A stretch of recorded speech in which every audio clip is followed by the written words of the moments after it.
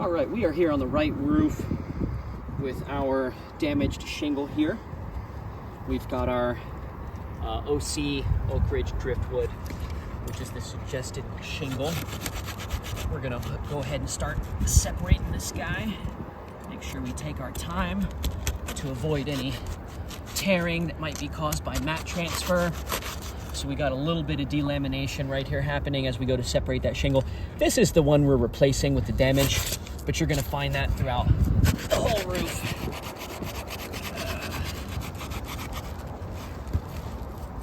This is an older architectural roof. I think it's actually quite a bit of mat transfer. We're gonna do our best to separate these without damaging the shingles further. Although this is an extra bad case of mat transfer.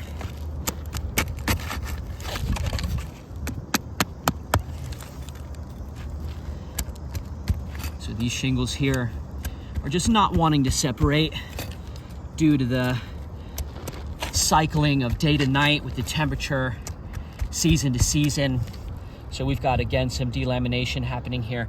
This is the one we're replacing with the gash in it, but you're gonna see that delamination kind of throughout the whole roof. All right.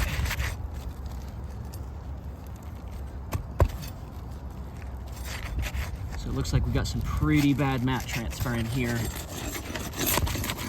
We're gonna go ahead and get the rest of our shingles separated.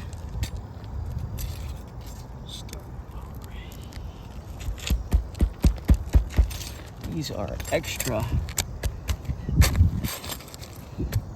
fused.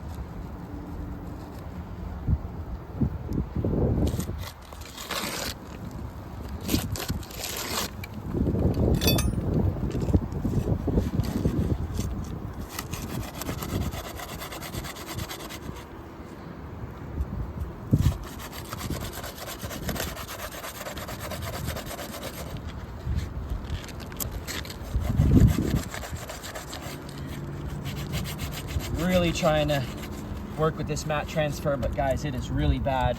And again, this is the shingle we're replacing, but as I'm barely lifting up, we're fully delaminated here. So I'm doing my best. We've got low 80s today, about 81 degrees outside. I mean, it couldn't be more perfect of a day to do this. Conditions are awesome. Okay, we managed to get that one. We're a little bit more skilled than most, but that was pretty bad. I imagine when we get the shingle out, it's not gonna be pretty under there.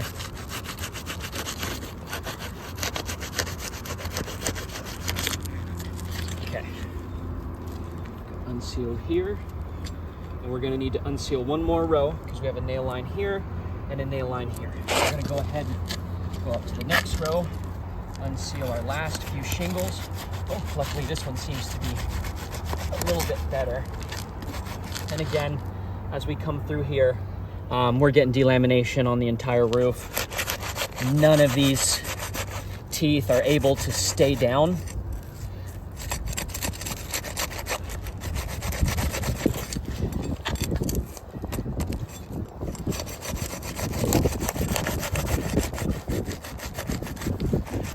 All right, we got one more shingle to go.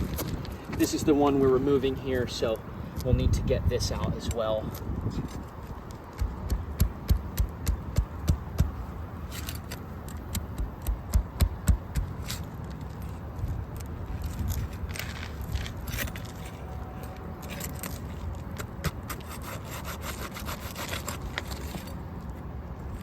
Mat transfer is so bad. It is very, very bad.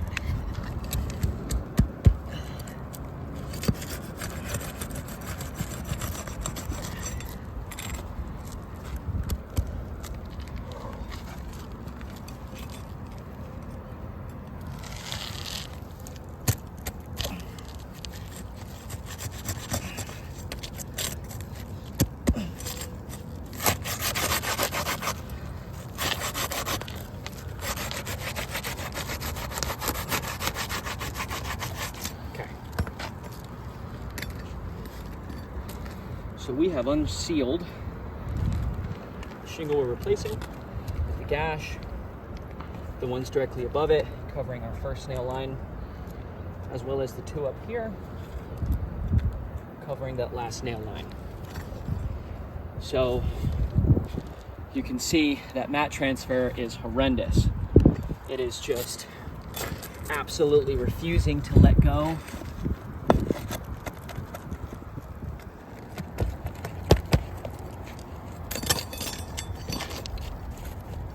We're going to take our time getting the nails out, not lifting the shingle very high at all as we work these nails out. That's 2 off the bottom row. We should run into 5 if this roof is in code. 3. So we've actually only got 4 in the bottom row. Hopefully we run into some more. If not, then this roof will be out of code.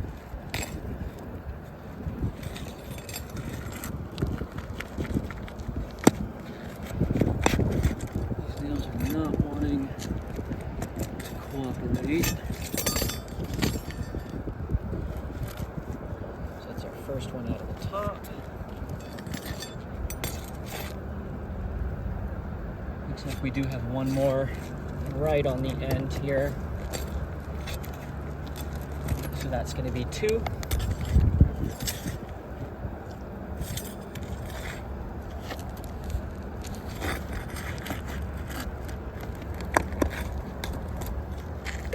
Three, 4, 5 in the top row. So we should have one more nail. No. 2, 3, 4, 5, maybe one had to blow through. As you can see, we took our time taking the shingle out.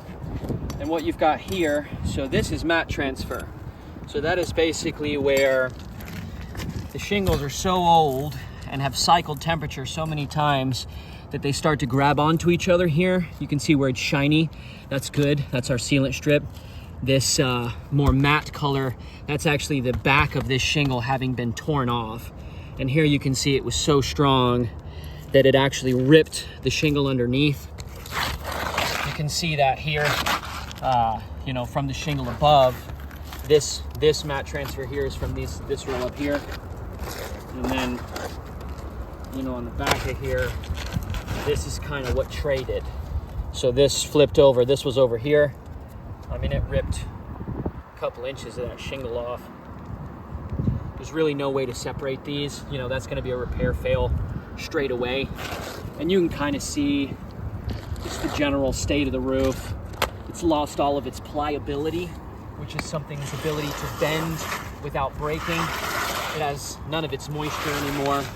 On a nice new shingle, you can brush it 150 times in a row. You might get a single granule fall out, to whereas on the older roof, you know, I barely brush it and the roof just literally falls apart. So same thing with our bendability. You know, you can manipulate this as many times as you need to. You're not gonna get creasing, tearing, granule loss. And that's what you want to see when you're trying to repair something. You want the repairs to outlive the rest of the roof. You don't want them to fail before the roof. That'd be silly. For diligence, we're going to go ahead and slide this in here and get it covered up. Even though we have that catastrophic mat transfer, she'll be better off having a shingle in here, sealing up her roof system than not. So we got to make sure we get the shingle over the underlayment. We might be having a size problem here. Yeah, it looks like we've got a pretty large size disparity. I believe we showed that to you before. So you look over here, you can see that we're perfectly lined up inside that groove, right? And then over here on the right, we have got just a massive, I mean, that's over half an inch. That might be 3/4 of an inch. So an experienced roofer, an experienced contractor, we know better than to cut in an open field. So when you see verbiage and literature on cutting shingles, that's always going to be up against a rake, ventilation, a chimney, a knee wall, a dormer, some situation where the edge of the shingle that's cut is going to be sealed, right? You're never going to cut a shingle in an open field. An eighth of an inch of disparity can create issues with sealing.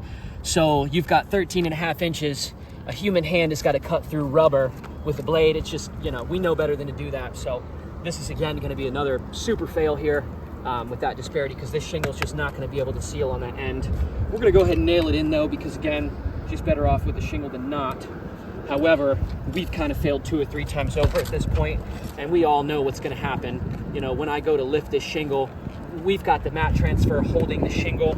You know, your sealant strip is about right here. Maybe I'm off by an inch low, maybe I'm off by an inch high, but there's absolutely no way I should be getting something holding on to the roof this far up. I mean, that's not a sealant strip holding that shingle down. It's tearing the back off this shingle here. So, you know, we're gonna go ahead and pull it up to get it nailed in, but it's, you know, it's pretty obvious at this point. I can't even get it up.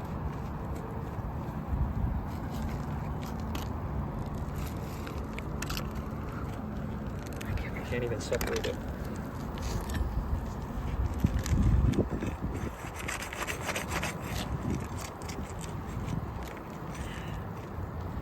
So bring the camera down up in here. So you can see this entire shingle is torn off. I mean, we're not even lifting this shingle but 20 degrees, if that, and it's ripped the back of the shingle off, creating an issue where I can't even separate it enough. We got delamination on the tooth, mat transfer tearing. You know, I'm gonna peel it off of here because I really want to get this nailed in, but you know, we're gonna lift the shingle up just high enough to drive our nail flush. Per manufacturer installation guidelines, we've got to lift the shingle high enough to drive the nail flush. So we've got to be able to clear the nail line. You can see it's, you know, it's that black sealant strip. We got to clear that. So if I'm barely coming in here, you know, underneath the nail line or at an angle, it's not going to properly seal the shingle. And we don't even have a nailable surface anymore due to this mat transfer, you know. So we're going to get some good nails in here in good faith, but this repair has clearly failed. We got bubbling of the teeth here, delamination. We're gonna go ahead and make sure we have 5. That was 2, 3. Delamination, creasing, tearing. That's gonna be 5 on our top row. Moving down to the bottom row. Again, we're lifting the shingle high enough to make sure that nail gets flush. We're getting tearing through the top. 2.